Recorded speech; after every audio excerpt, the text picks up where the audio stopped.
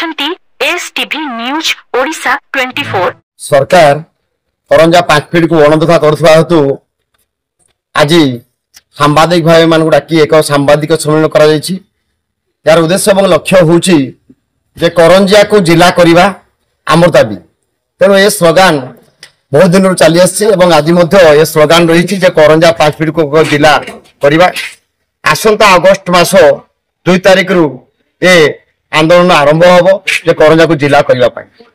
तेणु 2 तारिख दिन 2:30 समय आरंभ हम आमर 8 तारिख पर्यंत 10टा सोमवार 10:30 रु पुणी आरंभ 4:00 पर्यंत। तेणु ए आंदोलन करंजिया 5 फीट को जिला करने समस्त करंजा 5 फीट वासी को आह्वान दूसरी।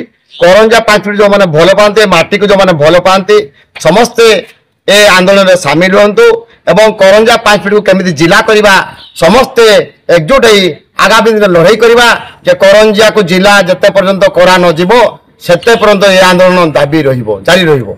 आगामी अगस्त 2 तारिख दिन 5 फीट को जिला घोषणा दाबी रे गणधारणा आज सांबादिक सम्मेलन एवं 5 फीट विकास प्रगति मंचर दाबी जे 5 फीट को जिला घोषणा करा जाऊ। कहीं ना 5 फीट उपखंड रे आमर समस्त जिला समस्त भित्तिभूमि रही। तेणु आम या जिला घोषणा दाबी अगस्त 2 रु गणधारणा करने स्थिर कर। 5 फीट प्रगति मंच तरफ अगस्ट मास 2 तारिख रु आमर उपजिलापाल कार्यालय सम्मुख में गणधारणा और विक्षोभ अनुष्ठित हम। मोर लक्ष्य होची 5 फीट सदर महकुमा करंजिया को जिला घोषणा करवा।